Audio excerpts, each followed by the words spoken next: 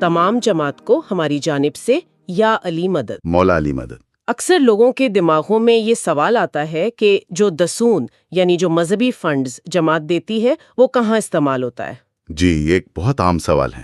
حالانکہ یہ امام زماں کا حق ہے کہ وہ اسے کہاں اور کیسے استعمال کرتے ہیں، جیسا کہ قرآن میں بھی کہا گیا ہے۔ سورہ التوبہ جو 9واں سورہ ہے، اس کی آیت 103 ہے۔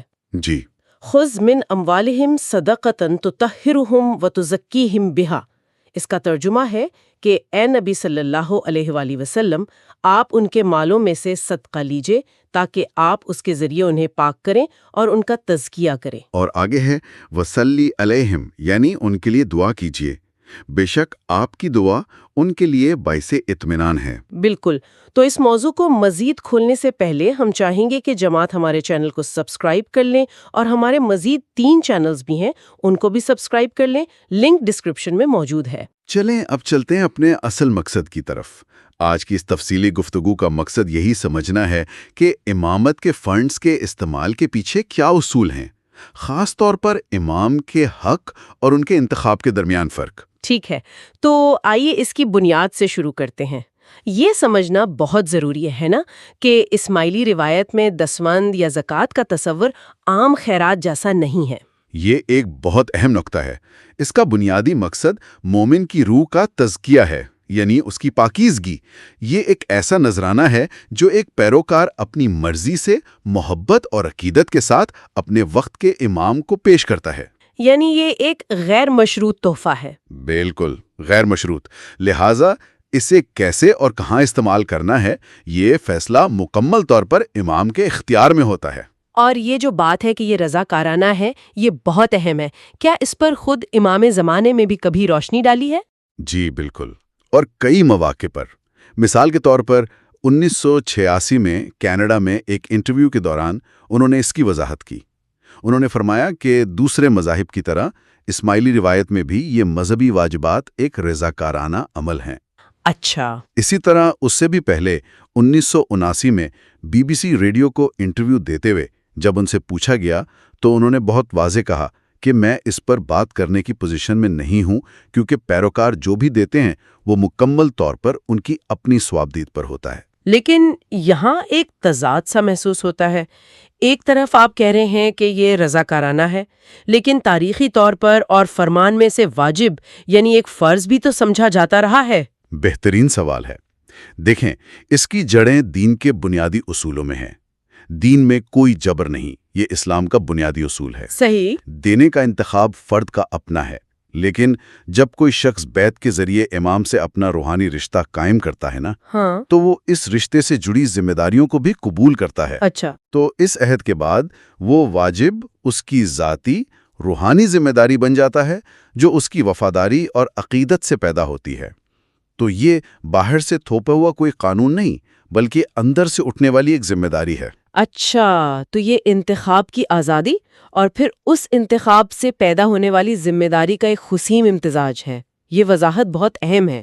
تو ٹھیک ہے، یہ فنڈز رضاکارانہ ہیں اور روح کی پاکیزگی کے لیے ہیں۔ اب سب سے بڑا سوال کہ جب یہ فنڈز امام تک پہنچتے ہیں تو پھر ان کا ہوتا کیا ہے؟ اور یہی اس پوری گفتگو کا مرکزی نقطہ ہے۔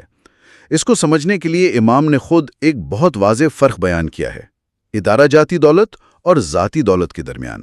ادارہ جاتی اور ذاتی؟ جی، 1985 کے ایک انٹرویو میں انہوں نے اس کی وضاحت کرتے ہوئے فرمایا کہ ادارہ جاتی دولت وہ ہے جو پیروکاروں کی طرف سے آتی ہے، جبکہ ذاتی دولت وہ ہے جو انہیں اپنے والد اور دادا سے وراثت میں ملی ہے۔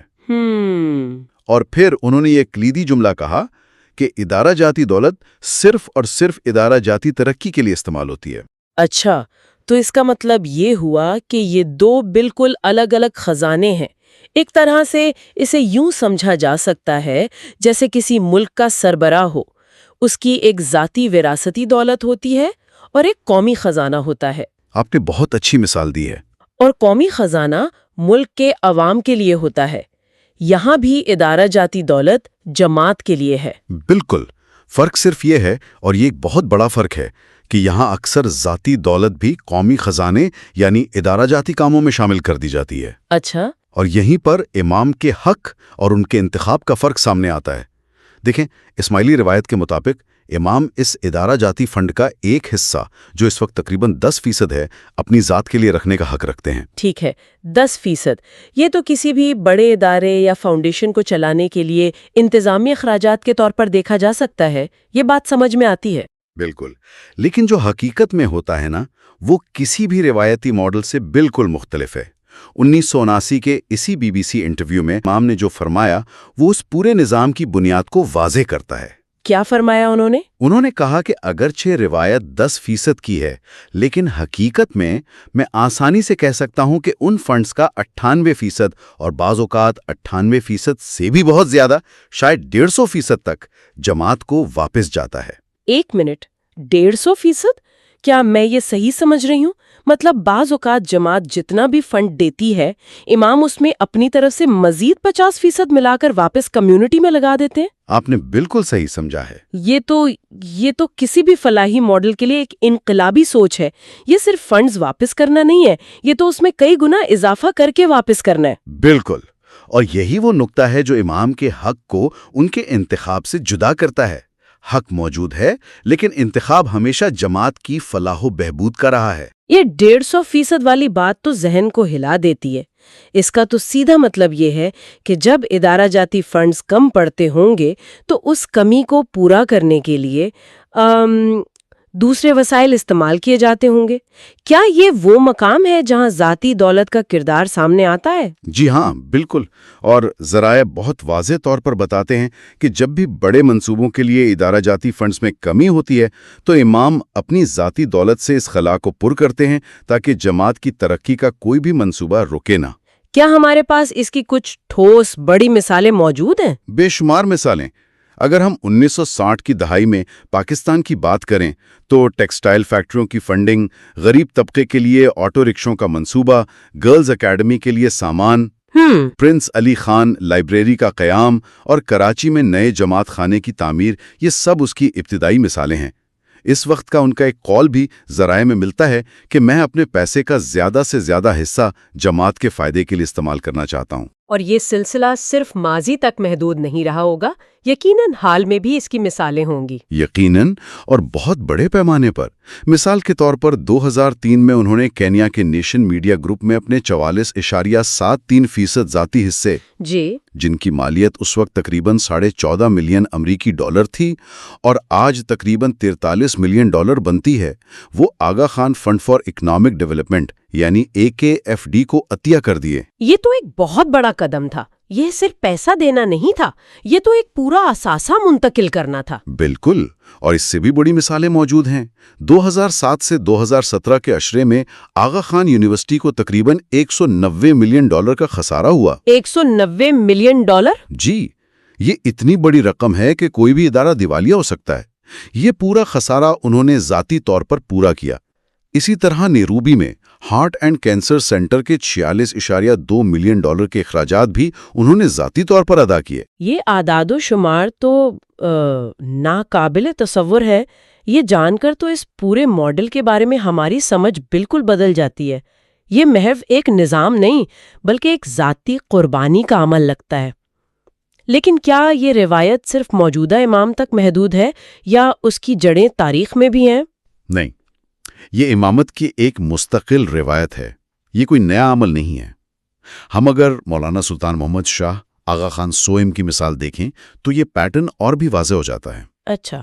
انہوں نے اپنی گولڈن اور ڈائمنڈ جوبلی کے موقع پر جماعت کی طرف سے جو فنڈز پیش کیے گئے تھے، جو اس وقت تقریباً £6,40,000 کی خطیر رقم تھی، وہ نہ صرف پوری کی پوری جماعت کو واپس کر دیں، جی، بلکہ اس میں اپنی ذاتی دولت بھی شامل کی تاکہ اسکالرشپس، ہاؤسنگ سوسائٹیز اور دیگر فلاحی منصوبے شروع کیے جا سکیں۔ اور ان کے کام کا دائرہ تو بہت وسیع تھا۔ انہوں نے صرف خیراتی کام نہیں کیے بلکہ پائیدار ادارے بنائے۔ بالکل، انہوں نے افریقہ، ہندوستان اور پاکستان میں مہاجرین کے لیے مکانات بنوائے، صحت کے مراکز اور اسکولوں کا جال بچھایا۔ لیکن اس سے بھی اہم بات یہ ہے کہ انہوں نے جماعت کو معاشی طور پر خود کفیل بنانے کے لیے مالیاتی ادارے قائم کیے، جیسے کوآپریٹو بینکس اور سوسائٹیز۔ یعنی ایک دوراندیش سوچ تھی۔ جی، کہ لوگوں کو صرف مدد فراہم نہ کرنا بلکہ انہیں اپنے پیروں پر کھڑا ہونے کے قابل بنانا۔ تو جب ہم ان تمام مثالوں کو ایک ساتھ دیکھتے ہیں تو ایک پیٹرن واضح ہو جاتا ہے۔ ٹھیک ہے۔ یہ تاریخی تسلسل اس ماڈل کو مزید تقویت دیتا ہے۔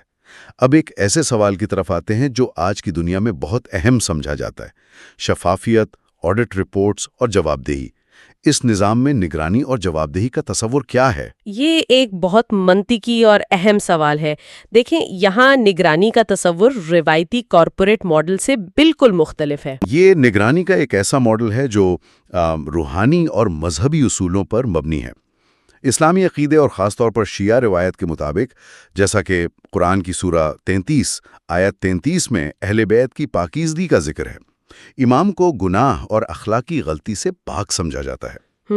اس لیے اس فریم ورک میں آڈٹ اور بیلنس شیٹ کی جگہ ایک روحانی اور مذہبی اصول لے لیتا ہے جو امام کی ذات پر غیر متزلزل اعتماد پر مبنی ہے۔ تو اس کا مطلب یہ نہیں کہ مالیاتی نظام و ضبط کا کوئی نظام ہی نہیں ہے؟ ہرگز نہیں۔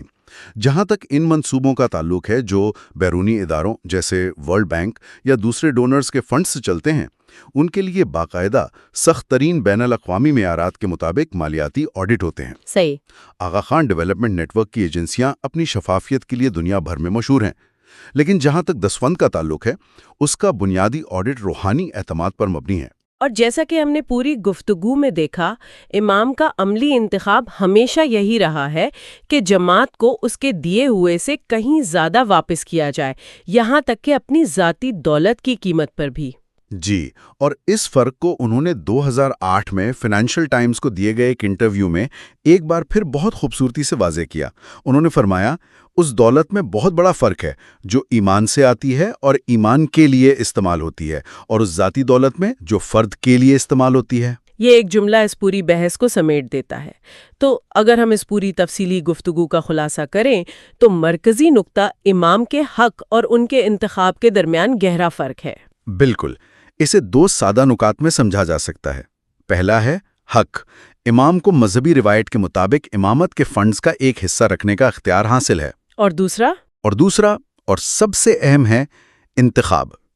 وہ دہائیوں سے نسل در نسل مستقل طور پر اس حق کو استعمال کرنے کی بجائے جماعت میں دوبارہ سرمایہ کاری کرنے کا انتخاب کرتے ہیں اور اکثر اپنے پیروکاروں کے دیے گئے وسائل سے کہیں زیادہ حصہ ڈالتے ہیں۔ یہ ماڈل واقعی یہ ظاہر کرتا ہے کہ امامت ایک ہی وقت میں روحانی بھی ہے اور عملی بھی۔ یہاں قیادت کو ذاتی دولت جمع کرنے سے نہیں، بلکہ جماعت اور انسانیت پر اس کے مثبت اثرات سے ماپا جاتا ہے۔ صحیح کہا۔ اس گفتگو کو ختم کرنے کے لیے امام کا 1979 کا وہ قول بہت مناسب رہے گا جو اس ماڈل پر تنقید کرنے والوں کو ایک جامع جواب دیتا ہے۔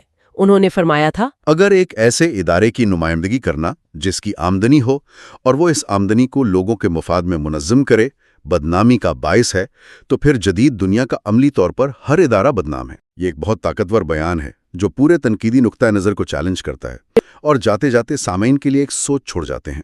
آج کی دنیا میں جہاں قیادت کو اکثر ذاتی فائدے اور دولت جمع کرنے سے ماپا جاتا ہے، قیادت کا یہ ماڈل جہاں نہ صرف ادارہ جاتی بلکہ ذاتی وسائل کو بھی اجتماعی بھلائی کے لیے استعمال کیا جاتا ہے، دولت، ذمہ داری اور اختیار کے بارے میں ہماری جدید سمجھ کو کس طرح چیلنج کرتا ہے؟